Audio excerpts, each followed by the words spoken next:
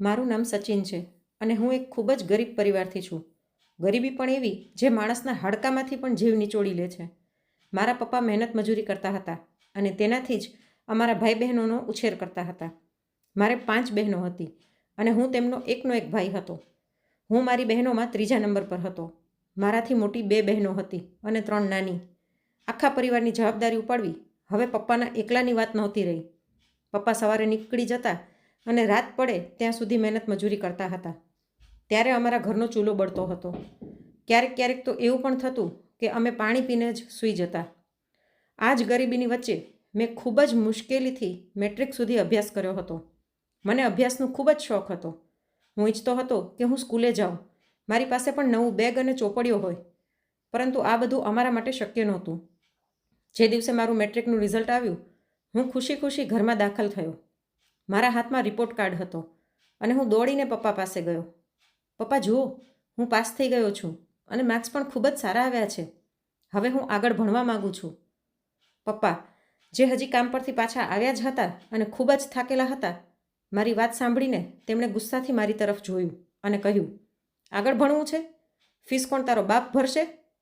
તેમની વાતમાં એટલી કડવાહટ હતી કે મારા ચહેરાની ખુશી ઉદાસીમાં બદલી ગઈ. મેં ડરતા ડરતા કહ્યું, પપ્પા, હું આગળ સરકારી કોલેજમાં ભણીશ. ખર્ચો પણ ઓછો થશે. બસ ચોપડીઓનો જ તો.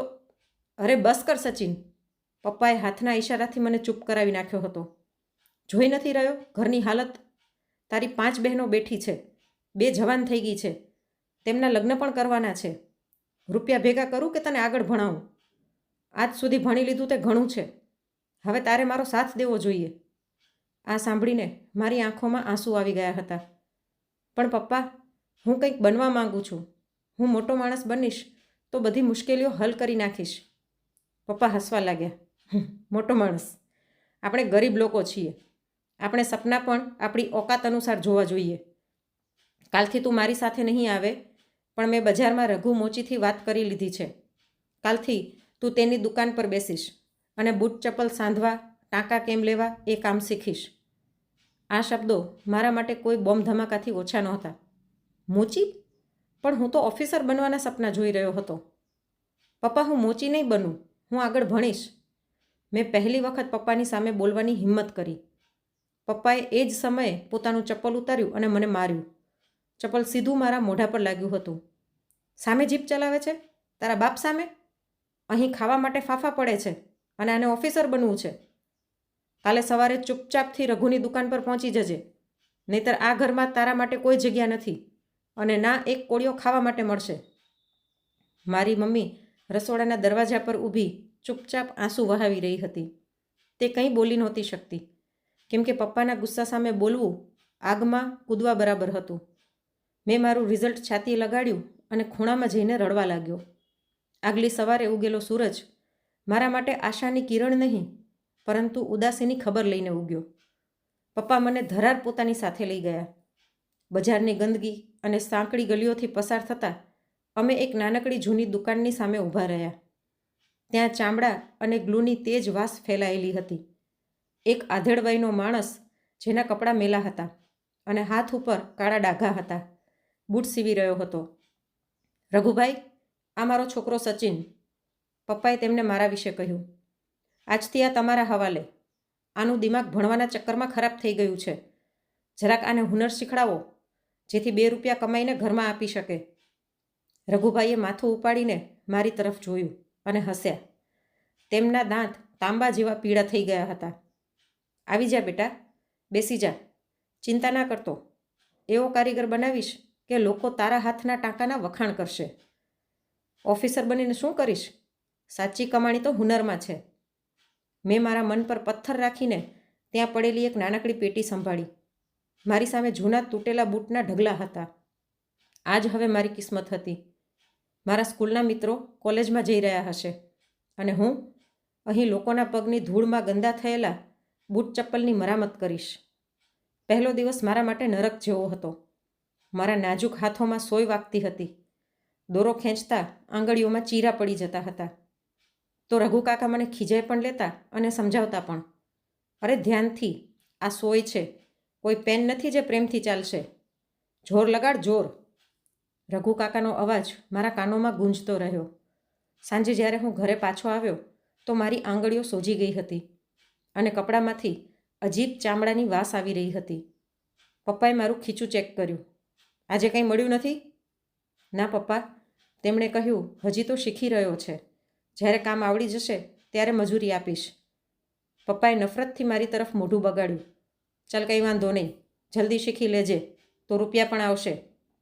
ખબરદાર, હવે જો ભણવાનું નામ પણ લીધું છે તો. હું તરત અગાશી પર જતો રહ્યો. ત્યાં અંધારું હતું અને આકાશમાં તારલા ચમકી રહ્યા હતા. મેં આકાશ તરફ જોયું અને મનમાં ને મનમાં ભગવાનને કહ્યું, હે ભગવાન, શું મારા નસીબમાં ફક્ત આ બૂટ ચપ્પલ સીવવાનું જ લખેલું છે? શું મારા સપનાઓ ક્યારે પણ પૂરા નહીં થાય? મારી અંદર ઓફિસર બનવાની ઈચ્છા હજી મરી નહોતી. મેં ત્યાં બેઠા બેઠા જ નિર્ણય લીધો કે હું હાર નહીં માનું.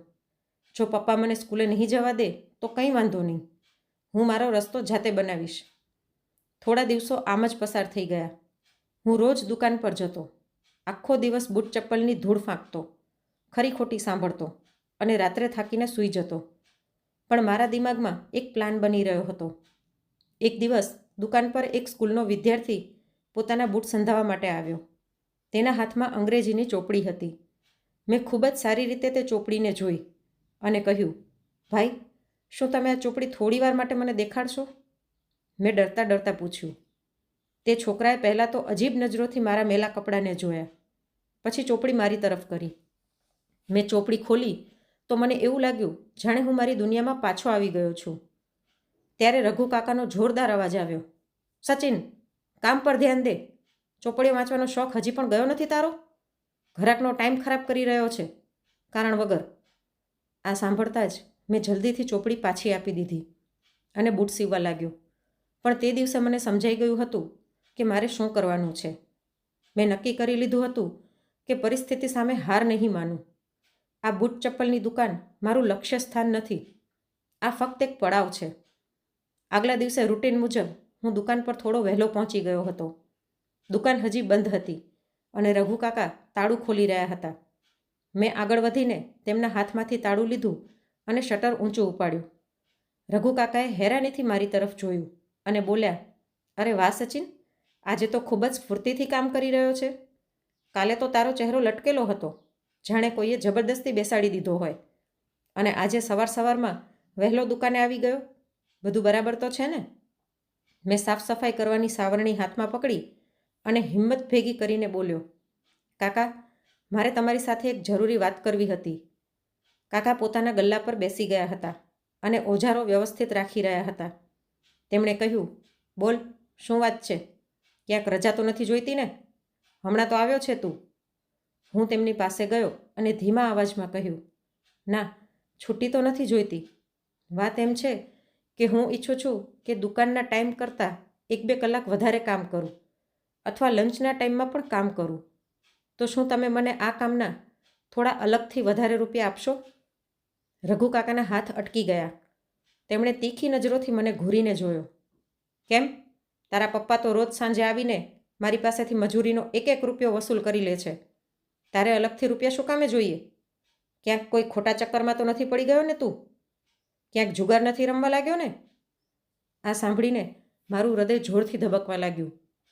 હું તેમને હકીકત કહી શકું તેમ નહોતો, કેમ કે જો તેમને ખબર પડી જાત કે હું આગળ ભણવા માટે રૂપિયા ભેગા કરી રહ્યો છું તો તે સાંજે મારા પપ્પાને જણાવી દેત. મેં જલ્દીથી નામાં માથું હલાવ્યું. નાના કાકા, હું બસ થોડા રૂપિયા ભેગા કરવા માગું છું, જેથી ક્યારેક ક્યારેક મારી મરજીથી કંઈક ખાઈ પી શકું, અથવા તો ઘરમાં કોઈ જરૂરત હોય તો પૂરી કરી શકું. પપ્પા પાસેથી માંગવામાં મને ડર લાગે છે. રઘુ કાકા થોડીવાર ચૂપ રહ્યા, પછી બોલ્યા, જો સચિન, મારે તારા પપ્પાથી કોઈ લેવા દેવા નથી. જો તું મારું કામ વધારે કરીશ તો એમાં મારો પણ ફાયદો છે. હું તને બૂટ ચપ્પલના હિસાબથી ઉપરના રૂપિયા આપી દઈશ. પણ યાદ રાખજે, આ વાત આપણી વચ્ચે જ રહેશે. જો તારા પપ્પાએ આવીને મારી સાથે માથાકૂટ કરી તો હું સાફ કહી દઈશ કે મેં કંઈ નથી દીધું. આ સાંભળીને મારા ચહેરા પર એક મોટી સ્માઇલ આવી ગઈ. ધન્યવાદ કાકા, તમે ચિંતા ન કરો, પપ્પાને કંઈ ખબર નહીં પડવા દઉં. એ દિવસે મારા જીવનની એક નવી અને મુશ્કેલ યાત્રા શરૂ થઈ ગઈ હતી. હું આખો દિવસ મશીનની જેમ હાથ ચલાવતો રહેતો. સાંજે પપ્પા દુકાન પર આવતા. તેમનો ચહેરો હંમેશાની જેમ સખત રહેતો. તેઓ રઘુ કાકાને પૂછતા, હા ભાઈ રઘુ, આજે કેટલા રૂપિયા થયા છે આના? તો કાકા મારી તરફ ત્રાસી નજરોથી જોતા અને પછી પપ્પાના હાથ પર એ જ રકમ રાખી દેતા જે થતી હતી. આ લો ભાઈ, આની આજની કમાણી. છોકરો ખૂબ જ મહેનત કરી રહ્યો છે હવે.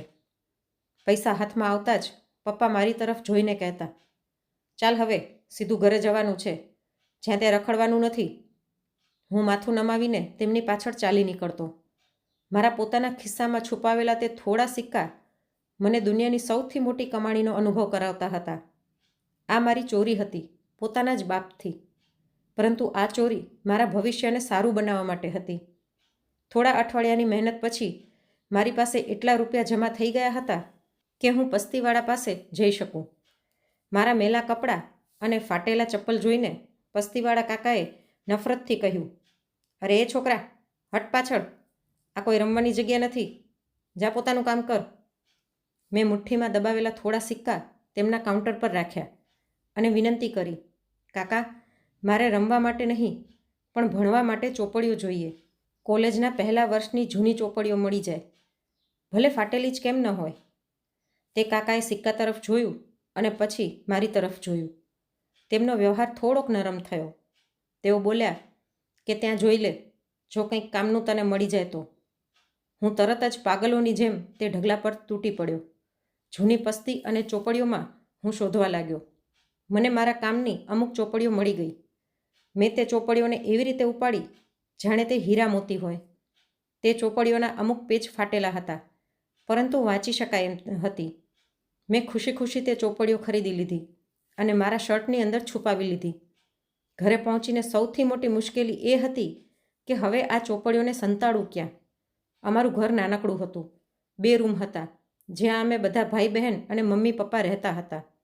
મેં એક જૂની બોરીમાં ચોપડીઓ સંતાડી દીધી અને તેને અગાશી પર પડેલા બીજા ભંગારના સામાન સાથે રાખી દીધી. હવે મારી સાચી પરીક્ષા શરૂ થઈ. આખા દિવસની તનતોડ મહેનત કર્યા પછી જ્યારે રાત થતી તો મારું શરીર આખું દુખતું હતું.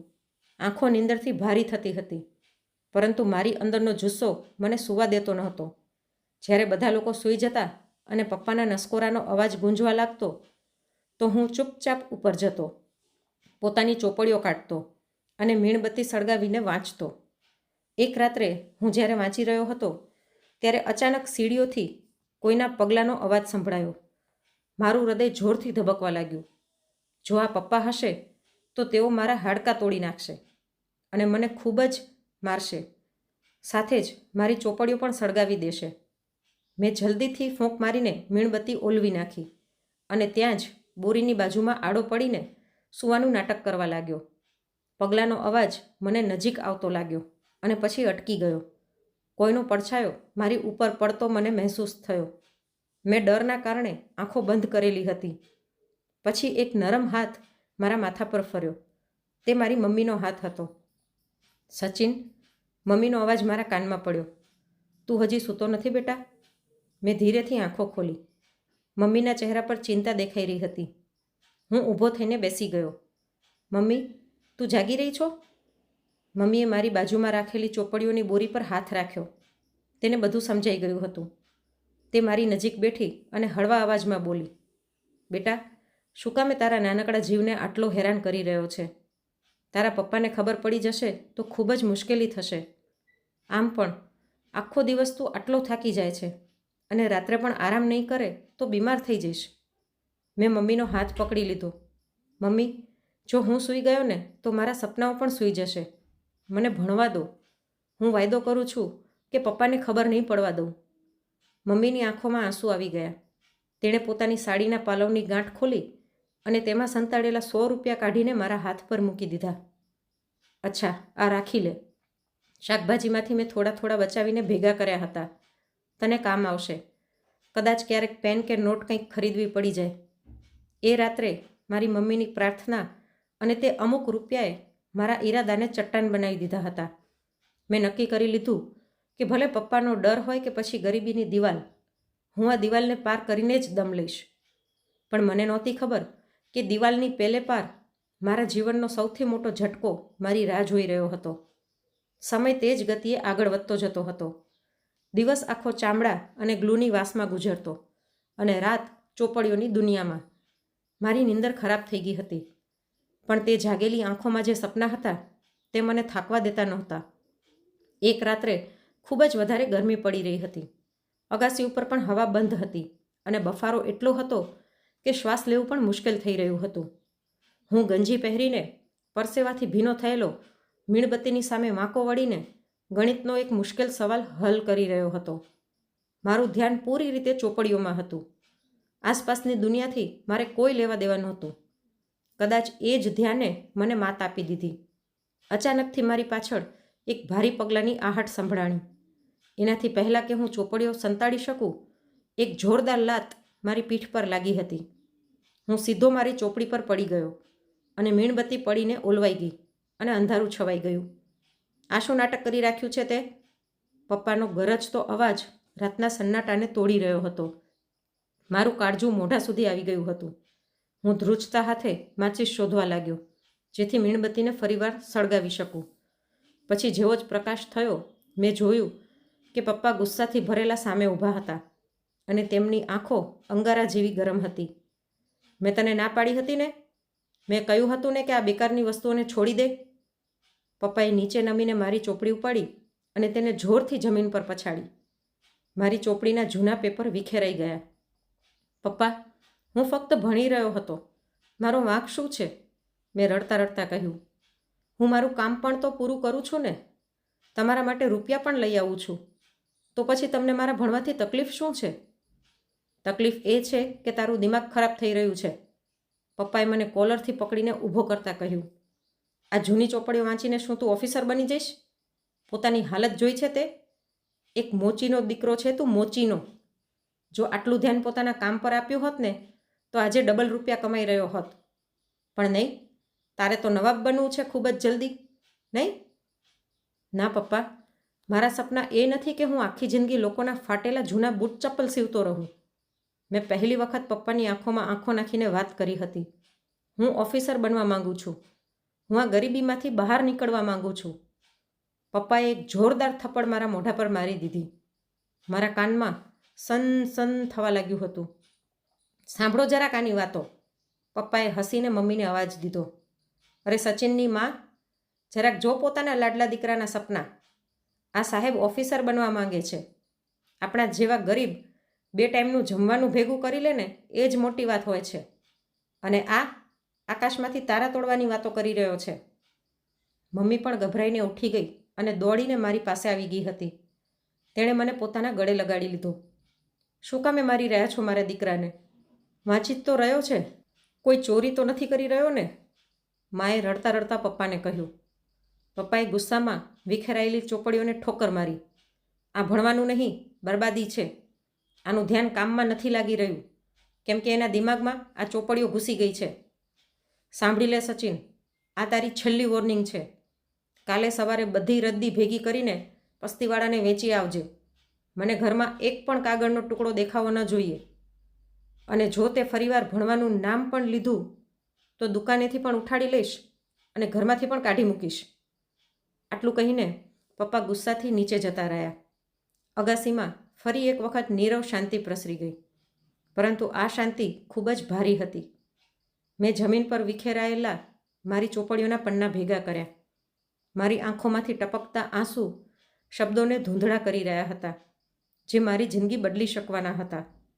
મમ્મી મારી પાસે બેસી ગઈ અને મારા માથા પર પ્રેમથી હાથ ફેરવ્યો. તે રૂંધાયેલા ગળે બોલી, કાશ બેટા તારા સપના હું પૂરા કરી શકત. પછી રડતા રડતા બોલી, હું ખૂબ જ મજબૂર છું. તારા પપ્પાને ડર છે કે તું ભણી ગણીને પણ ક્યાંક બેરોજગાર ન રહી જાય અને પછી બૂટ ચપ્પલ સાંધવાને લાયક પણ ન રહે. તે પોતાની જગ્યાએ ડરેલા છે બેટા. મેં મમ્મી તરફ જોયું અને સ્માઇલ કરવાનો પ્રયાસ કર્યો. મારા ગાલ પર પપ્પાના થપ્પડના નિશાન પડી ગયા હતા, પરંતુ મારા અંદરની આગ એનાથી ક્યાંય વધારે તેજ હતી. મમ્મી, હું તારા સપના જરૂર પૂરા કરીશ, આ મારું પ્રોમિસ છે. બસ તું કોઈ પણ રીતે પપ્પાને મનાવી લે કે તે મને ભણવાથી રોકે નહીં. હું તેમને કોઈ પણ ફરિયાદની તક નહીં આપું.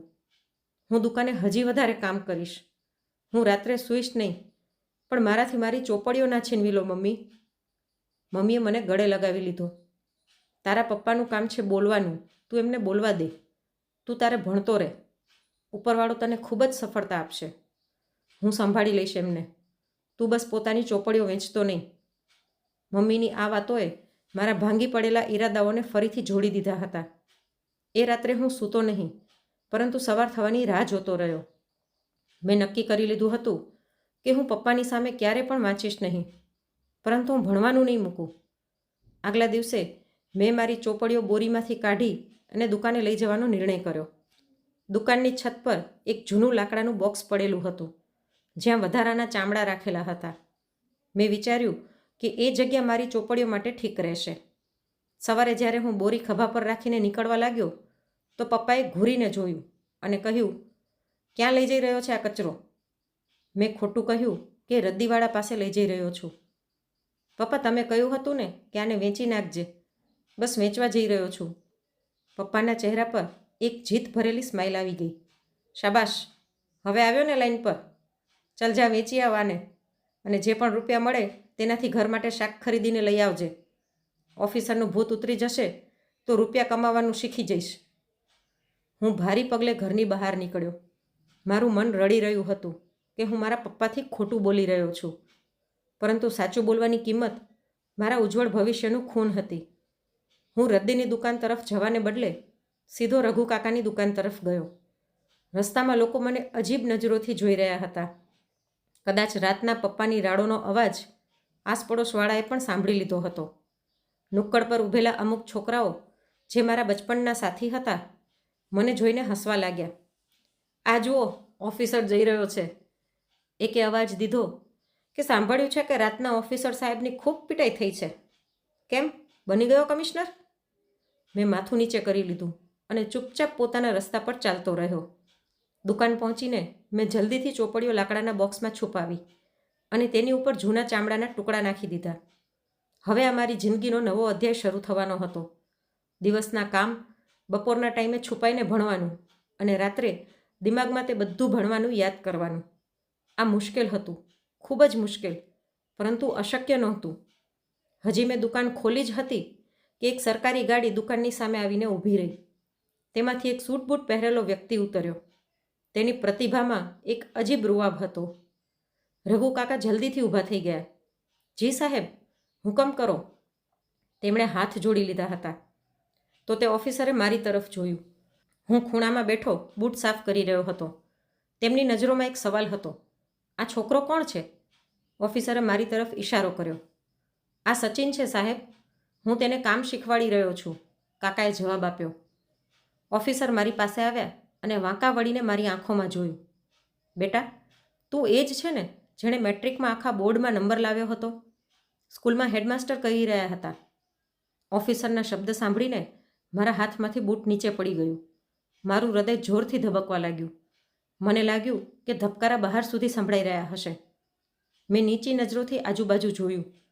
ભગવાનનો આભાર કે એ સમયે દુકાન પર કોઈ ગ્રાહક નહોતું અને ગલીમાં અવાજ એટલો થતો હતો કે કદાચ કોઈ બીજાએ વાત સાંભળી નહોતી.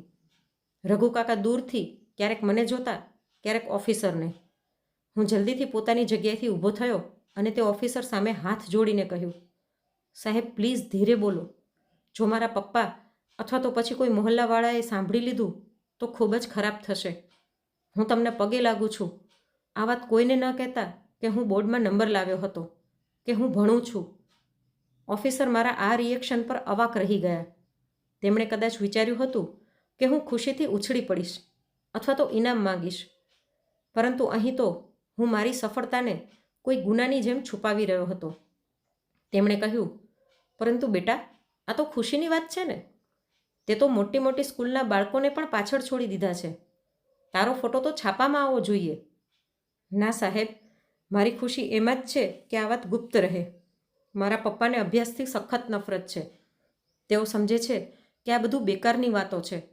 જો તેમને ખબર પડી ગઈ કે હું હજી પણ છુપાઈને અભ્યાસ કરી રહ્યો છું તો એ મારી ચોપડીઓ સળગાવી નાખશે અને મને કામ પરથી પણ હટાવી દેશે.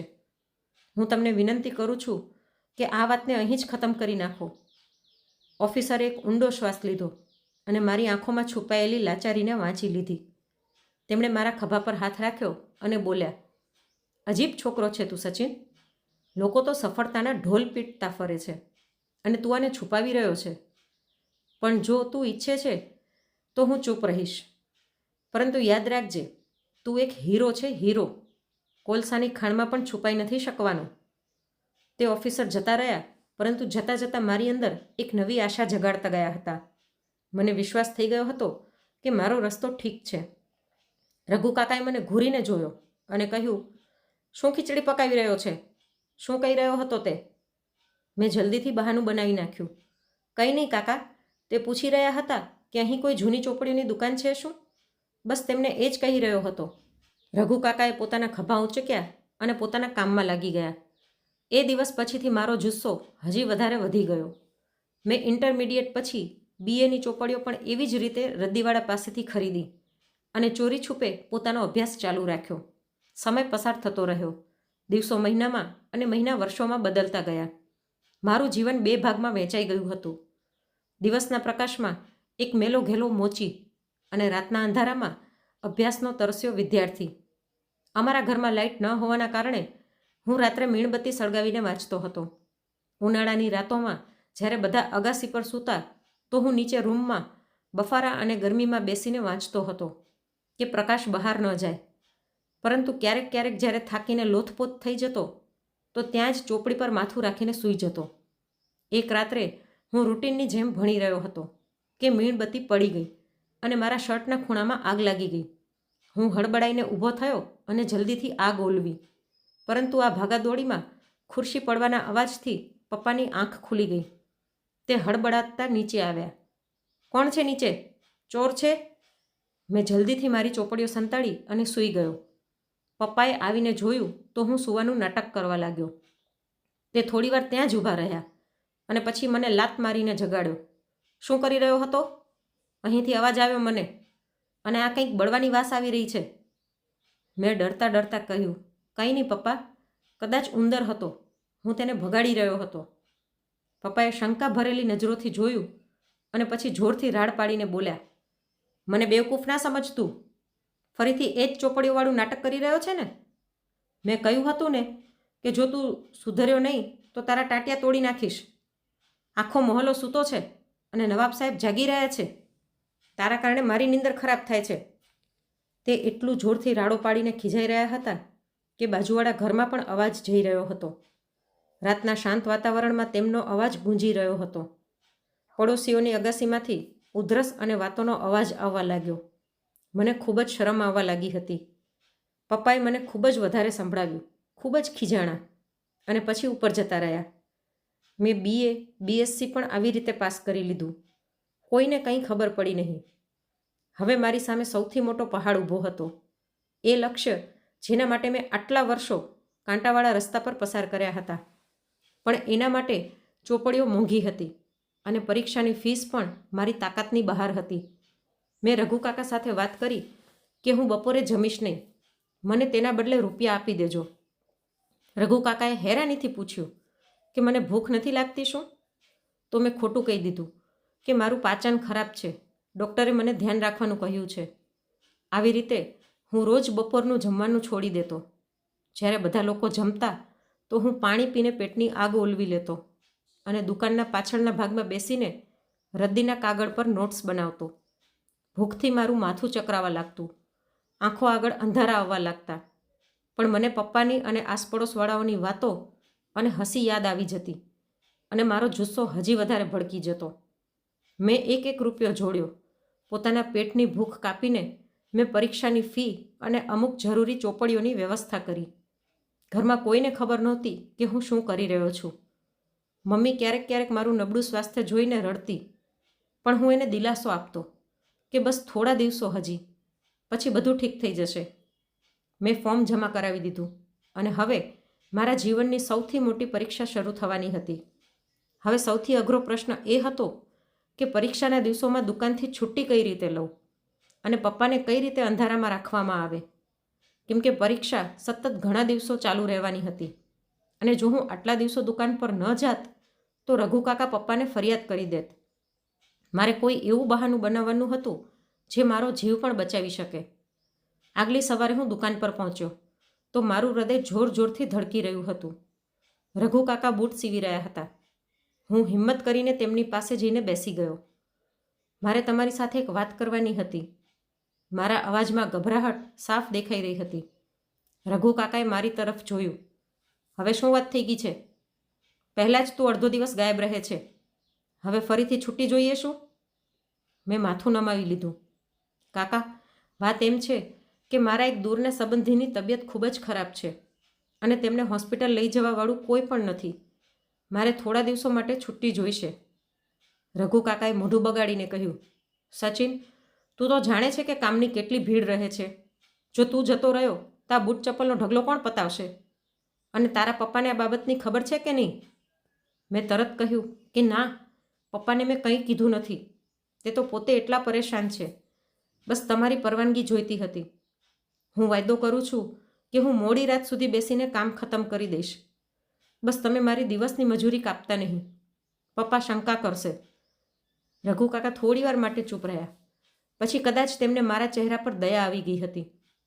અચ્છા ચલ ઠીક છે, પણ યાદ રાખજે, જો કામનું કોઈ નુકસાન થયું તો હું તને હટાવી દઈશ.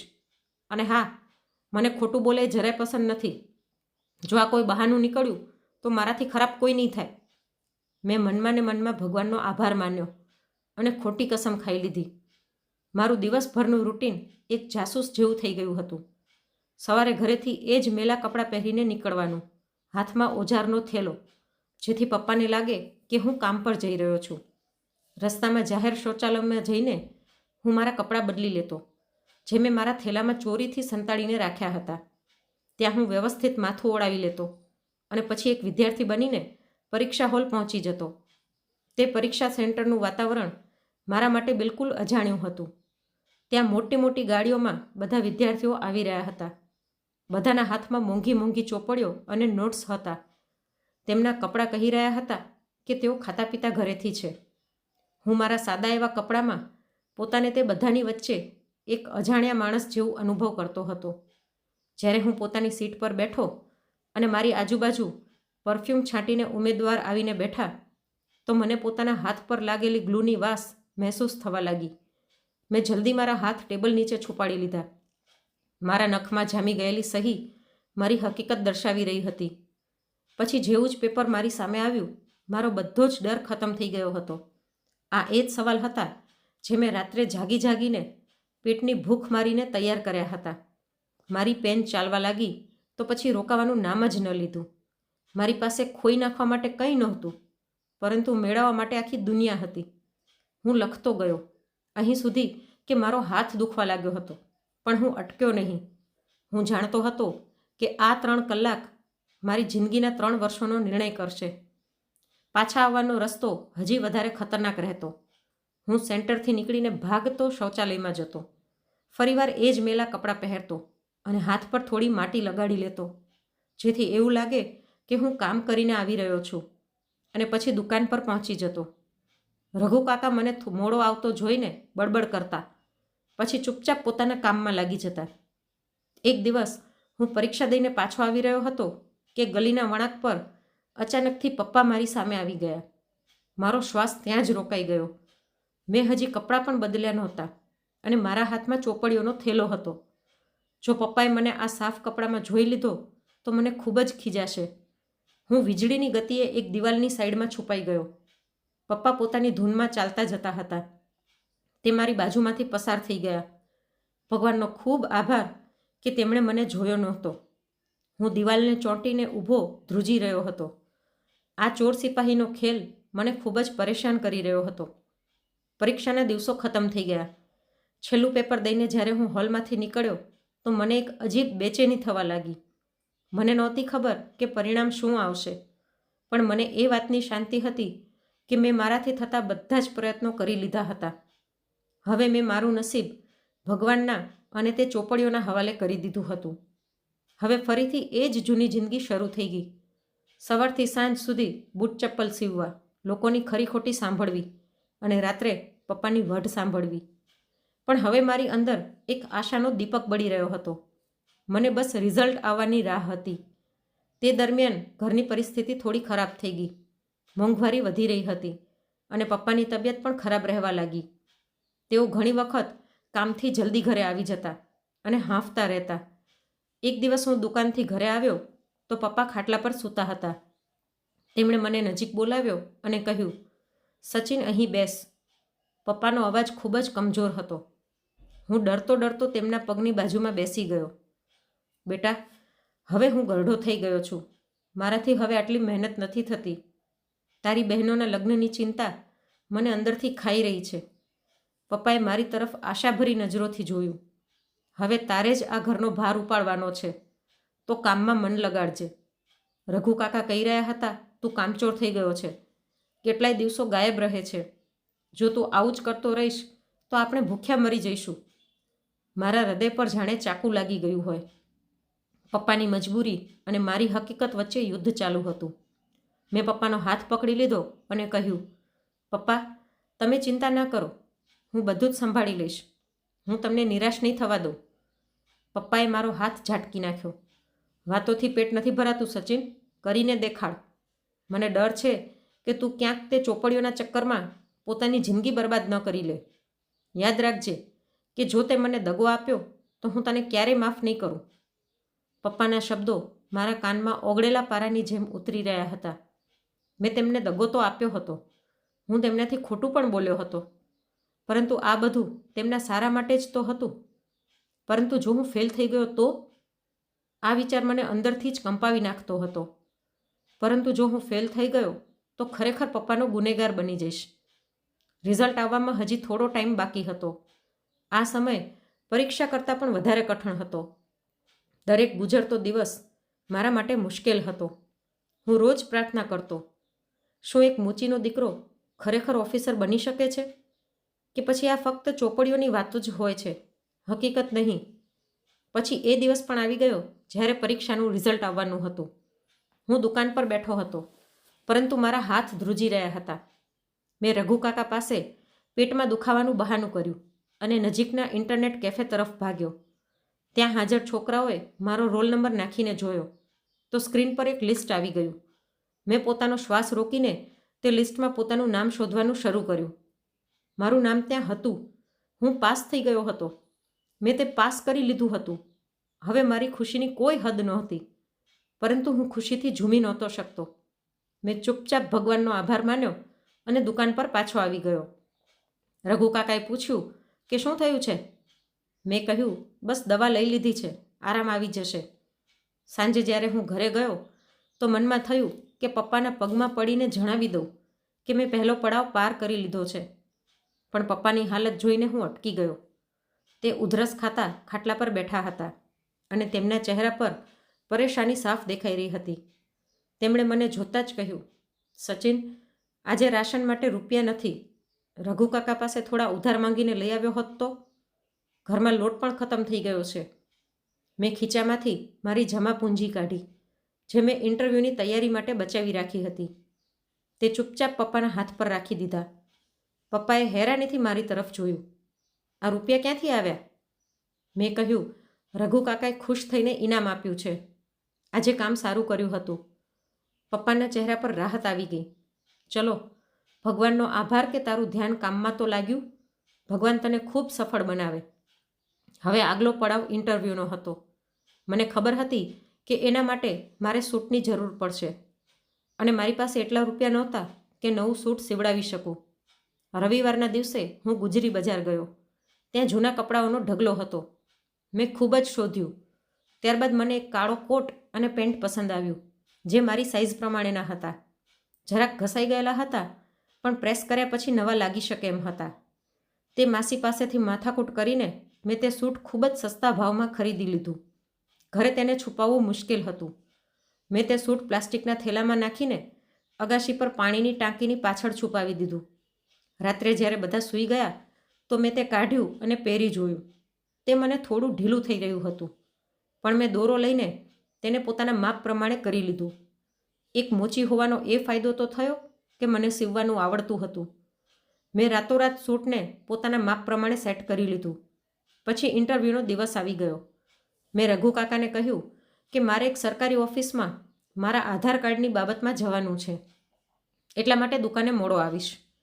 રઘુ કાકાએ મોઢું બગાડીને રજા આપી દીધી. હું ઘરેથી થેલો લઈને નીકળ્યો અને ઉતાવળમાં બહાર જઈને તે સૂટ પહેરી લીધું. અરીસામાં પોતાને જોયો તો એક ક્ષણ માટે હું પોતાને ઓળખી જ ન શક્યો. આ એ જ સચિન છે જે રોજ ગલીઓમાં બૂટ ચપ્પલ સીવે છે? ઇન્ટરવ્યૂ પેનલની સામે હાજર થતા સમયે મારા પગ ધ્રુજી રહ્યા હતા. રૂમમાં દાખલ થયો તો સામે 3 રૂવાબદાર લોકો બેઠા હતા. તેમણે મને બેસવાનો ઇશારો કર્યો અને સવાલોનો સિલસિલો શરૂ થયો. તેમણે દેશના હાલાત અને દુનિયા વિશે સવાલ કર્યા. મેં પૂરા આત્મવિશ્વાસ સાથે જવાબ આપ્યા. મારા બોલવામાં એ સચ્ચાઈ અને દર્દ હતું જે ચોપડીઓમાં નથી મળતું. એક જણાએ મારા હાથ તરફ જોયું, જે કેમિકલ અને ગ્લૂને કારણે ખરબચડા અને કાળા થઈ ગયા હતા. તેમણે પૂછ્યું કે નવયુવાન, તમારા હાથ બતાવી રહ્યા છે કે તમે ખૂબ જ સખત મહેનત કરો છો. શું કરો છો તમે? આ એક ક્ષણ હતી જ્યાં હું સત્ય બોલી શકતો હતો અથવા તો છુપાવી શકતો હતો. મેં ઊંડો શ્વાસ લીધો અને સાચું બોલવાનો નિર્ણય કર્યો. સર, હું એક મોચી છું. હું દિવસે સીવું છું અને રાતના વાંચું છું. આખા રૂમમાં શાંતિ પ્રસરી ગઈ. 3 ઓફિસરે ચોંકીને મારી તરફ જોયું. તેમની આંખોમાં નફરત નહીં પરંતુ હેરાની હતી. તેમણે બીજા કોઈ સવાલ ન કર્યા. બસ હસીને કહ્યું કે ગુડ લક સચિન, તમે જઈ શકો છો. હું બહાર નીકળ્યો તો મારું મન હળવું થઈ ગયું હતું. મેં જલ્દીથી જઈને કપડાં બદલ્યા અને દુકાન પર પહોંચી ગયો. રઘુ કાકા ખૂબ જ ગુસ્સામાં હતા. આ કઈ ઓફિસ હતી જ્યાં આખો દિવસ લાગી ગયો? જો કેટલું કામ પડેલું છે. જો કાલથી તે છુટ્ટી લીધી તો હું તને કામથી જ કાઢી મૂકીશ. મેં ચૂપચાપ માથું નમાવ્યું અને મારી પેટી પર બેસી ગયો. મારી સામે એક ફાટેલું બૂટ પડેલું હતું. મેં સોય ઉપાડી અને ટાંકા લેવાનું શરૂ કરી દીધું. થોડા કલાક પહેલાં હું આસિસ્ટન્ટ કમિશનરના ઇન્ટરવ્યૂ માટે એક ઓફિસરના રૂપમાં હતો અને હવે ફરીવાર એ જ સાધારણ મોચી. આ બેવડી જિંદગી મને અંદરથી ભાંગી રહી હતી, પણ મેં ક્યારેય આશા મૂકી નહીં. ઘરે પહોંચ્યો તો પપ્પાએ ખુશખબર સંભળાવી. સચિન, તારી મોટી બહેનનો સંબંધ આવ્યો છે. છોકરાવાળા ખૂબ જ સારા છે, પણ તેઓ જલ્દી લગ્ન કરવા માગે છે. આપણે રૂપિયાની વ્યવસ્થા કરવી પડશે. તારે દિવસ રાત એક કરવા પડશે બેટા. મેં પપ્પા તરફ જોયું. તેમની આંખોમાં દીકરીની વિદાયની ચિંતા હતી. મેં તેમના ખભા પર હાથ રાખ્યો. પપ્પા, ચિંતા ન કરો. ઉપરવાળો કોઈને કોઈ રસ્તો દેખાડી દેશે. પપ્પા કડવાહટથી હસવા લાગ્યા. રૂપિયા આકાશમાંથી નથી પડતા સચિન, હાથ પગ હલાવવા પડે છે. બધું જાતે કરવું પડે છે. બસ તું હવે મન લગાવીને ખૂબ કામ કર. હું નથી ઈચ્છતો કે રૂપિયા ન હોવાના કારણે મારી દીકરી ઘરે બેઠી રહે. હું મનમાં વિચારતો રહ્યો કે પપ્પા, બસ થોડા દિવસો અને જો ભગવાનની ઈચ્છા હશે તો એવું થશે કે દુનિયા જોતી રહી જશે. પરંતુ જો હું અસફળ થઈ ગયો તો કદાચ હું પોતાની નજરોમાં જ પડી જઈશ. રિઝલ્ટ આવવામાં હવે થોડાક જ દિવસો બાકી હતા. દરેક ક્ષણ મને લાગતું હતું કે કોઈ આવીને કહેશે કે જાગી જા સચિન, આ ફક્ત એક સપનું હતું. હું રોજ સવારે ઉઠતો, કામ પર જતો અને આખો દિવસ એ ડર અને આશામાં ગુજારતો કે મારા નસીબમાં ફક્ત બૂટ ચપ્પલ સીવવાનું જ લખેલું છે કે પછી કલમની તાકાત મારી કિસ્મત બદલી નાખશે. નિર્ણયની ઘડી આવી ગઈ હતી. આજે એ દિવસ હતો જેની રાહ અને ડર મને કેટલીય રાતોથી સરખી રીતે સૂવા પણ નહોતા દેતા. આજે મારા ઇન્ટરવ્યૂનું રિઝલ્ટ આવવાનું હતું. સવારે ઉઠતા જ મારું હૃદય જોરથી ધડકી રહ્યું હતું. મેં રોજ પ્રમાણે મેલા કપડાં પહેર્યા અને ઓજારોની થેલી ઉપાડી અને દુકાન તરફ આગળ વધ્યો.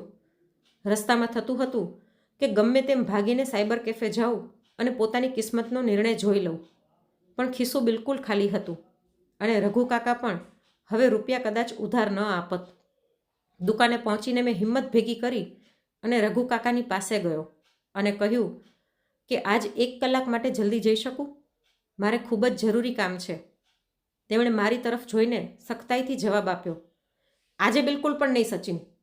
જોતો નથી કેટલું કામ બાકી પડેલું છે? એ મોટા સાહેબનો ઓર્ડર આજે સાંજ સુધી હર હાલતમાં દેવાનો છે. જો આજે તે રજાની વાત કરી તો કાલથી આવવાની જરૂરત નથી. ચૂપચાપ બેસ અને કામ ખતમ કર.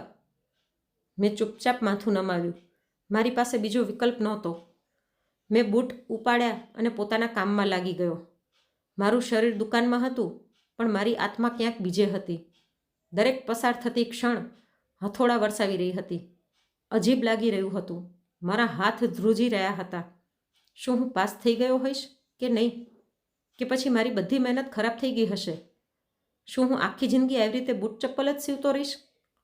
આ સવાલ મને અંદરને અંદર ખાઈ રહ્યો હતો. પછી બપોરે જ્યારે ભૂખ લાગી તો મેં પાણી પીને ગુજારો કરી લીધો. સાંજ પડતાં જ મારી ધીરજ હવે ખૂટી ગઈ. સૂરજ ડૂબી રહ્યો હતો અને અંધારું ફેલાવાનું હતું. રઘુ કાકા, કામ ખતમ થઈ ગયું છે. બૂટ તૈયાર છે. શું હવે હું જઈ શકું છું? તેમણે બૂટને જોયા તો જલ્દીથી માથું હલાવ્યું. હા જા, પરંતુ કાલે સવારે જલ્દી આવી જજે. ખૂબ જ આળસુ થતો જાય છે તું. હું દુકાનમાંથી નીકળ્યો તો મારા પગ ભારી થઈ રહ્યા હતા. મનમાં અજીબ ગભરાહટ હતી. હું ઉતાવળા પગલે ચાલતો પોતાના મહોલ્લા તરફ ગયો. અમારા તૂટેલા દરવાજાની સામે ખૂબ જ ભીડ લાગેલી હતી. ત્યાં લોકો, દુકાનદાર અને અમુક અજાણ્યા ચહેરા જમા હતા. ત્યાં 2 મોટી સરકારી ગાડીઓ પણ ઊભેલી હતી, જેમની બ્લુ અને લાલ લાઇટ ચાલુ બંધ થઈ રહી હતી. મારું માથું થનક્યું કે પપ્પાને કંઈક થઈ તો નથી ગયું ને? શું મારી ચોરી પકડાઈ ગઈ છે? હું ઉતાવળા પગલે અંદર જવા લાગ્યો તો ભીડમાંથી કોઈએ મને જોઈને જોરથી રાડ પાડી. આવી ગયો સચિન! રસ્તો આપો, ભાઈ સાહેબ આવી ગયા છે. સાહેબ? હું હેરાન રહી ગયો. બધા લોકોની નજરો મારી તરફ ઉઠી ગઈ. તેમના ચહેરા પર તે ઘૃણાનો ભાવ નહોતો જે પહેલાં રહેતો હતો, પરંતુ એક અજીબ ચમક હતી. હું ભીડમાંથી આગળ પહોંચ્યો. મારી બાજુમાં ઊભેલા એક છોકરાએ, જે હંમેશા મારો મજાક ઉડાડતો હતો, તેણે પાછળ હટીને રસ્તો દીધો. જા અંદર, તારા પપ્પા તારી રાહ જોઈ રહ્યા છે, તેણે કહ્યું. હું ડરતો ડરતો અંદર ગયો. સામે પપ્પા ઊભા હતા. તેમની પાસે એ જ સરકારી ઓફિસર ઊભા હતા જેમણે મારું ઇન્ટરવ્યૂ લીધું હતું. પપ્પાના હાથમાં એક મીઠાઈનું પેકેટ હતું. તેમની આંખોમાંથી આંસુ વહી રહ્યા હતા. હું ડરી ગયો કે ક્યાંક પપ્પા ગુસ્સામાં તો નથી ને? પણ ત્યારે તે ઓફિસર હસ્યા અને ઊંચા અવાજમાં બોલ્યા, આવો સચિન સાહેબ, અમે તમારી જ રાહ જોઈ રહ્યા હતા. તમને લઈ જવા માટે નહીં, પરંતુ એ બતાવવા આવ્યા છીએ કે તમે પહેલી પોઝિશન મેળવી છે. અભિનંદન આસિસ્ટન્ટ કમિશનર સાહેબ. પપ્પાએ ધ્રુજતા પગલે આગળ વધીને મને જોરથી ગળે લગાવી લીધો અને બોલ્યા, મારા સાવજ દીકરા, તે મારું માથું ગર્વથી ઊંચું કરી નાખ્યું છે. હવે આ ક્યારેય નીચું નહીં નમે. અને પછી તેમણે રૂંધાયેલા ગળે કહ્યું, મને માફ કરી દે સચિન. હું પાગલ હતો. હું સમજી રહ્યો હતો કે તું મારો સમય અને રૂપિયા બંને બરબાદ કરી રહ્યો છે. મેં તને ખોટો જ કામમાં પરોવી રાખ્યો, પણ તું તો આકાશ આંબવા માટે બન્યો હતો. મેં પપ્પાના હાથ પકડીને કહ્યું, ના પપ્પા, તમે માફી ના માગો. આ બધું તમારી સખ્તાઈનું જ પરિણામ છે, જેણે મને વિખેરાવા ન દીધો. જો તમે મને કામ પર ન લગાડત તો કદાચ હું આટલી મહેનત ન કરી શકત. મમ્મી પણ દોડીને આવી અને મને ગળે લગાવીને મારા માથા પર ચુંબન કર્યું. જોયું, હું નહોતી કહેતી કે મારો દીકરો એક દિવસે ઓફિસર બનશે. આજે મારી પ્રાર્થના રંગ લાવી છે. આજે મારા કલેજામાં ઠંડક થઈ ગઈ છે. તે ઓફિસર મારી પાસે આવ્યા અને તેમણે મને સેલ્યુટ કર્યું. સચિન સાહેબ, તમે સાબિત કરી દીધું છે કે ક્ષમતા કોઈની પણ જાગીર નથી હોતી. તમે અમારા બધા માટે એક ઉદાહરણરૂપ છો. બહાર ઊભેલી ભીડ, જે કાલ સુધી મને મોચીનો દીકરો કહીને બોલાવતા હતા, આજે સચિન સાહેબ જિંદાબાદના નારા લગાવી રહ્યા હતા. મારા નાનપણના મિત્રો, જે મારો મજાક ઉડાવતા હતા, તે હવે મને ગર્વભરી નજરોથી જોઈ રહ્યા હતા. મેં આકાશ તરફ જોયું અને ભગવાનનો ખૂબ આભાર માન્યો, જેણે મારી ફાટેલા ચપ્પલ જેવી કિસ્મત ઉપર માન સન્માનની પાઘડી ઓઢાડી દીધી હતી. ભીડ ધીરે ધીરે ઓછી થઈ ગઈ હતી. સરકારી ગાડીઓ જતી રહી હતી. ઘરમાં હવે નીરવ શાંતિ હતી. એવી શાંતિ જે શોરબકોર પછી વધારે ઊંડી થઈ જાય છે. હું એક બાજુ બેઠો હતો. મીઠાઈનો ડબ્બો અડધો ખુલ્લો પડ્યો હતો. પપ્પા સામે બેઠા હતા. પહેલી વખત એવું લાગી રહ્યું હતું કે આજે તેઓ ફક્ત પપ્પા નથી. આજે તેઓ પણ એક માણસ છે, જેના પોતાના સપના હતા, પોતાની મજબૂરી હતી. તેમણે મારી તરફ જોયા વગર કહ્યું, સચિન, તું જાણે છે હું તને શું કામે રોકતો હતો? હું ચૂપ રહ્યો. તેમણે પોતાની હથેળીઓ જોઈ. એ જ હથેળીઓ જે આખી ઉંમર તનતોડ મહેનતથી ફાટેલી રહી. એટલા માટે નહીં કે મને તારા પર વિશ્વાસ નહોતો, એટલા માટે કે મને જિંદગી પર વિશ્વાસ નહોતો. મેં પહેલી વખત પપ્પાને તૂટતા જોયા. હું ભણવા માગતો હતો બેટા, તેઓ બોલ્યા. પણ જ્યારે ચોપડી અને ચૂલામાંથી કોઈ એકની પસંદગી કરવી પડે તો મેં ચૂલાની પસંદગી કરી. તે દિવસ પછીથી મેં સપનાઓથી ડરવાનું શીખી લીધું. મેં તેમનો હાથ પકડી લીધો. તે આગળ બોલ્યા, હું વિચારતો હતો, જો તું પણ પડી ગયો તો હું પોતાને માફ નહીં કરી શકું. એટલા માટે તને મેં નીચે જ બાંધી રાખ્યો. તેમણે મારી તરફ જોયું. તે આંખોમાં આજે ડર નહોતો, રાહત હતી. તેમણે ઊંડો શ્વાસ લીધો અને કહ્યું, આજે સમજાણું કે ડરને વિરાસતમાં ન દેવો જોઈએ, પરંતુ સપના દેવા જોઈએ. તેમની વાતોથી મારી આંખો ભરાઈ આવી. હું કંઈ બોલ્યો નહીં, બસ પપ્પાને ગળે લગાવી લીધા. થોડા મહિના વીતી ગયા.